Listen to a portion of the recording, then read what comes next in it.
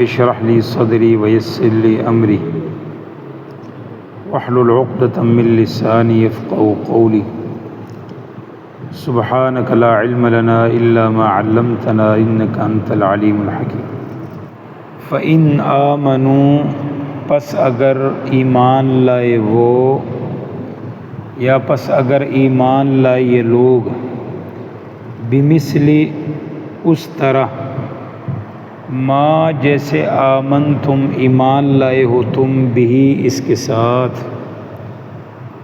تو فإن آمنوا پس اگر ایمان لائے یہ لوگ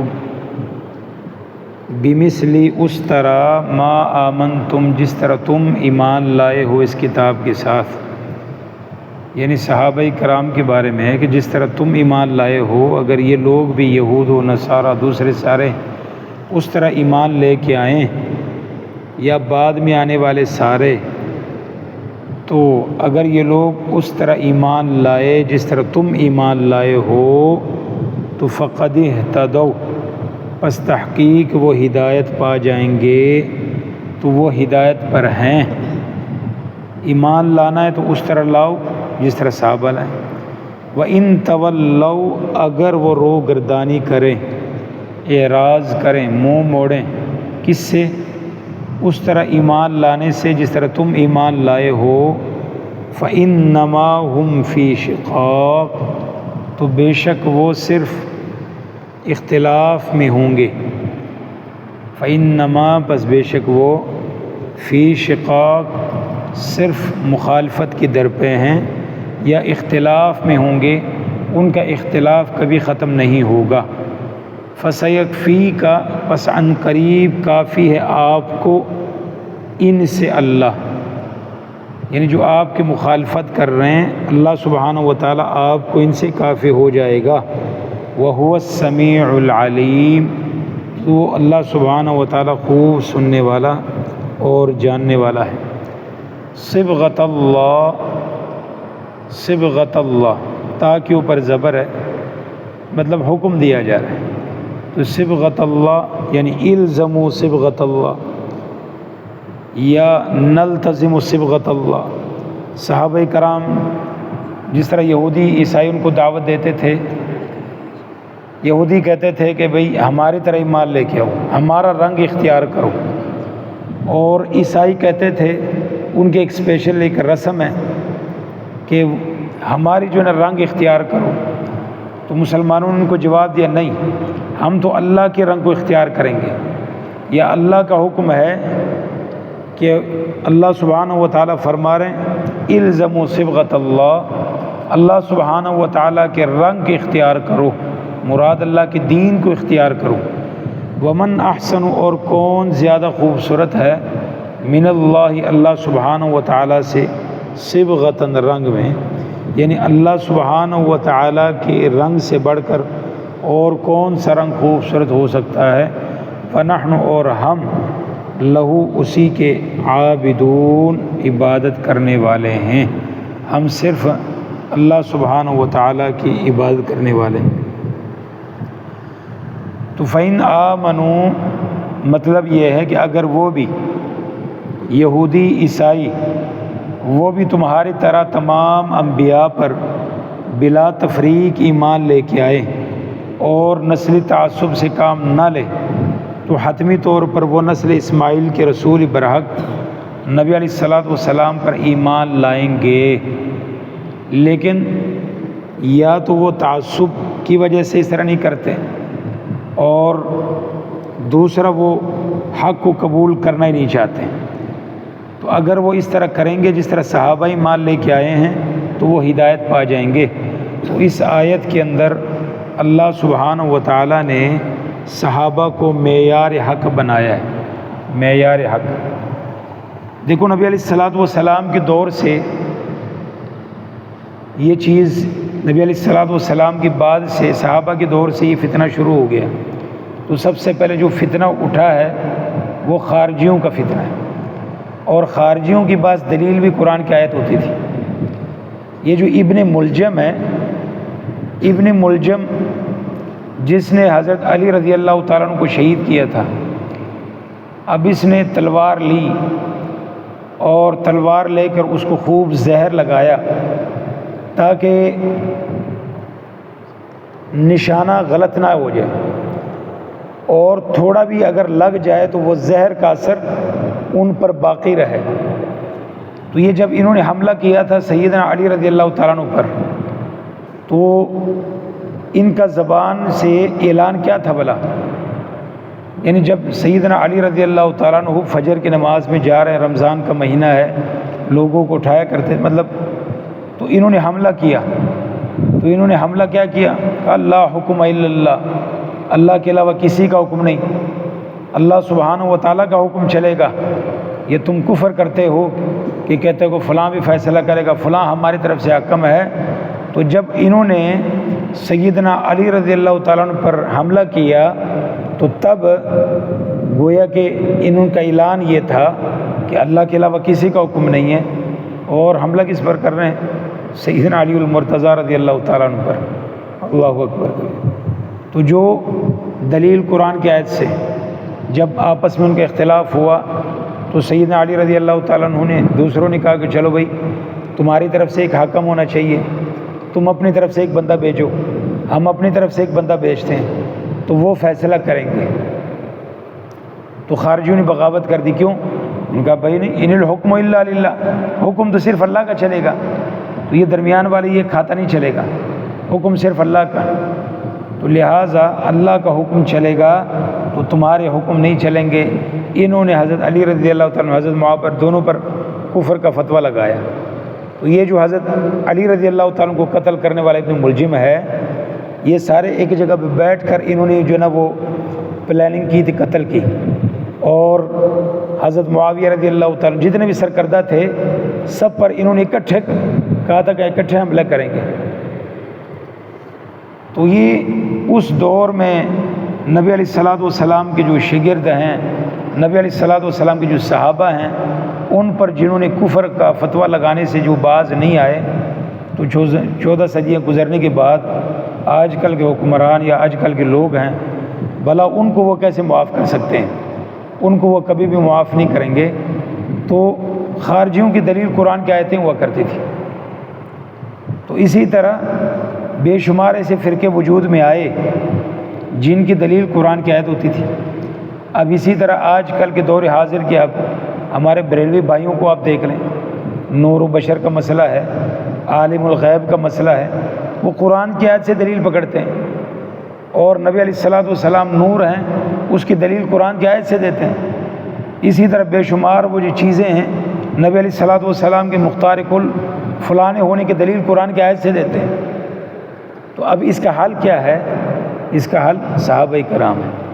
مطلب میں قرآن کی آیت پیش کروں، حدیث پیش کروں، جس طرح بعض احناف مطلب حدیث پیش کرتے ہیں کہ صحیح مسلم کی حدیث پہ رفع الیدین کوئی نہیں ہے، اور دلیل کیا پیش کرتے ہیں کہ وہ نبی علیہ الصلوۃ والسلام نے جو ہے نا وہ منع کیا تھا کہ شریر گھوڑوں کے دموں کی طرح ہاتھوں کو نہ ہلایا کرو۔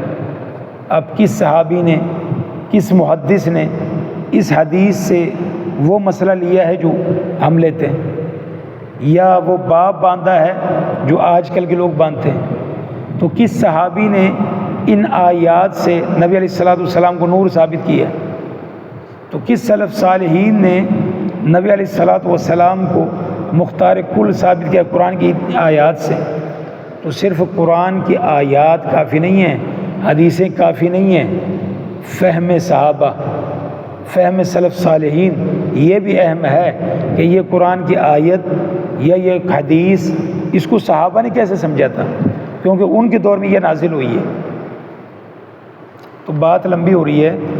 نبی علیہ سیدنا ابو ایوب انصاری رضی اللہ تعالیٰ عنہ، انہوں نے دیکھا، ایک آدمی کو دیکھا انصاریوں نے، یعنی کفار کے ساتھ جنگ کا میدان ہے، تو ایک آدمی درمیان میں گھستا ہے اور کفار کے ساتھ لڑائی کرتا ہے۔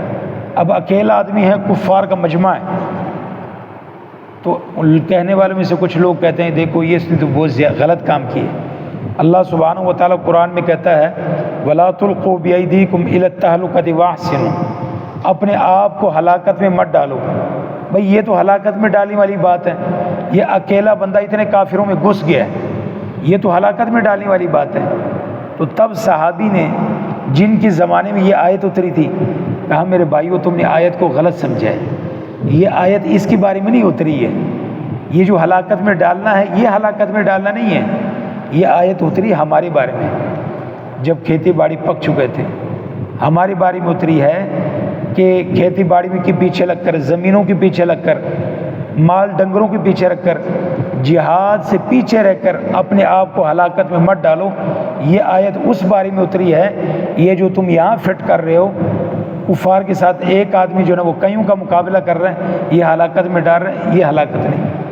تو اس لیے صحابہ معیار حق ہیں، کوئی آیت ہے، کوئی حدیث ہے، اگر آپ اس میں سے کوئی مسئلہ نکالتے ہیں، اگر سلف صالحین میں سے، صحابہ میں سے کوئی آپ کے ساتھ ہے تو آپ حق پر ہیں، اگر آپ اکیلا ہیں، اس سے پہلے آپ کے ساتھ کوئی بھی نہیں ہے تو آپ کیا ہیں؟ باطل ہیں۔ یہ جتنے بھی منکرین حدیث ہیں، غامدی ہیں، یہ گمراہ کیوں ہیں؟ کیونکہ وہ اس فہم میں، قرآن کو سمجھنے میں اکیلے ہیں، سلف صالحین میں ان کے ساتھ کوئی بھی نہیں ہے۔ فَإِنْ آمَنُوا پس اگر ایمان لائے، بِمِثْلِ اس طرح ما آمنتم جس طرح تم ایمان لائے اس کے ساتھ، فَقَدْ اهْتَدَوْا تو وہ ہدایت پا جائیں گے، تحقیق وہ ہدایت پا جائیں گے۔ وَإِن تَوَلَّوْا اگر وہ سے روگردانی کریں، وَإِنَّمَا پس بے شک وہ ہم فی شقاق اختلافات میں ہوں گے، تو اگر وہ اس طرح ایمان لے کے نہ آئیں، صحابہ کی فہم کو معیار حق نہ سمجھیں، اس طرح سمجھنے کی کوشش نہ کریں جس طرح صحابہ نے سمجھا تھا، تو وہ اختلافات میں رہیں گے۔ ہمارے اختلافات کبھی ختم نہیں ہو سکتے، قیامت کے صبح تک وہ چلتے رہیں گے۔ فَسَيَكْفِيكَهُمُ اللَّهُ اللہ سبحانہ و تعالیٰ آپ کو ان سے کافی ہوگا، وَهُوَ السَّمِيعُ الْعَلِيمُ وہ سننے والا جاننے والا ہے۔ اگر وہ ایمان لے کر نہیں آتے تو دوسری صورت میں کیا کریں گے؟ آپ کے خلاف سازش کریں گے، تو جتنے مرضی وہ سازشیں کریں، اللہ سبحانہ و تعالیٰ آپ کو کافی ہے۔ صبغۃ اللہ اللہ کے رنگ کو اختیار کرو، صبغۃ اللہ اللہ سبحانہ و تعالیٰ کے رنگ کو اختیار کرو۔ ومن احسن کون زیادہ خوبصورت من اللہ اللہ سبحانہ و تعالیٰ سے رنگ میں، ونحن اور ہم لہو اسی کے عابدون عبادت کرنے والے ہیں۔ صبغہ صاد با غین رنگ کو کہتے ہیں۔ تو جس طرح اجسام کے رنگ ہوتے ہیں جن کی مدد سے وہ جانے اور پہچانے جاتے ہیں، اسی طرح نفوس اور ارواح کے بھی رنگ ہوتے ہیں۔ کفر شرک سے روح سیاہ ہو جاتے ہیں اور میلے ہوتے ہیں گناہوں کی وجہ سے، توحید اور نبوت پر ایمان لانے سے روح کے اندر زندگی کی حقیقی رنگ اللہ سبحانہ و تعالیٰ کی طرف سے نکھر آتا ہے۔ تو اللہ نے اسے فطرت کی جس صاف اور شفاف رنگ میں پیدا کیا ہوتا ہے وہ پیدا ہوتا ہے، اسی کو اللہ سبحانہ و تعالیٰ نے فرمایا ہے صبغۃ اللہ۔ تو اس آیت میں نصارہ کی عقیدہ تعمید اور اس کی طرف اشارہ ہے کہ ان کی طرف ان کا رواج تھا کہ جب ان کے یہاں کوئی بچہ پیدا ہوتا یا کوئی آدمی دوسرا مسلمان نعوذ باللہ ان کی مذہب میں چلا جاتا ہے تو وہ اس کو رنگ دیتے تھے، خاص قسم میں جو ہے نا وہ رنگ کے اندر کہتے ہیں ادھر غسل کرو، تو پھر اس کو کہتا ہے یہ دیکھ اس کو عیسائیت کا رنگ چڑھ گیا، یہودیت کا رنگ چڑھ گیا۔ تو اللہ سبحانہ و تعالیٰ نے فرمایا کہ نہیں، اللہ سبحانہ و تعالیٰ نے تمہیں پیدا ہی دینی فطرت پر کیا ہے، وہ تو بعد میں تمہارے اوپر جو ہے نا وہ لوگ غلط رنگ چڑھا دیتے ہیں۔ فَأَبَوَاهُ أَوْ يُحَوِّدَانِهِ أَوْ يُنَصِّرَانِهِ أَوْ يُمَجِّسَانِهِ بعد میں تمہاری تبدیلی آتی ہے، جو اس فطرت پر رہتا ہے اللہ سبحانہ و تعالیٰ کا اثر رنگ وہی ہے۔ ومن احسن کون زیادہ خوبصورت ہے من اللہ اللہ سبحانہ و تعالیٰ سے، یعنی زندگی کا بہترین رنگ خدا کے فطری جو رنگ ہے اس میں ہے اور عقیدہ توحید میں ہے۔ اسی لیے عقیدہ توحید کا نتیجہ کیا ہے؟ فطرت کا نتیجہ کیا ہے؟ وَنَحْنُ لَهُ عَابِدُونَ ہم صرف اسی کی عبادت کرنے والے ہیں۔ تو زندگی کا وہ روپ جو سب سے بہتر ہے وہ اللہ سبحانہ و تعالیٰ کی عبادت کرنا، توحید والا رنگ ہے جو ابراہیم علیہ السلام نے رنگ اختیار کیا۔ تو انسان کی زندگی خالصانہ عبادت سے پاکیزہ ہوتی ہے، اور وَنَحْنُ لَهُ عَابِدُونَ اور یہ رسم و رواج سے یہ پاک نہیں ہوتی، یہ اللہ سبحانہ و تعالیٰ کی ذکر سے ہی سکون پاتی ہے اور یہ پاک ہوتی ہے۔ اور اللہ سبحانہ و تعالیٰ کا ذکر اس کو نہ ملے، اللہ سبحانہ و تعالیٰ کی توحید اس کو نہ ملے تو یہ بے چین رہتی ہے اور یہ سرگرداں ہوتی ہے۔ تو تو اللہ کا رنگ وہ توحید ہے، اللہ کے دین پر عمل کرنا ہے۔ تو اللہ سبحانہ و تعالی ہم سب کو اسی رنگ پر، اسی فطرت پر، اسی توحید پر ہم سب کو قائم دائم رکھیں، اسی پر ہم سب کا خاتمہ فرمائے۔ سبحانک اللہم و بحمدک، اشہد ان لا الہ الا انت، استغفرک و اتوب الیک۔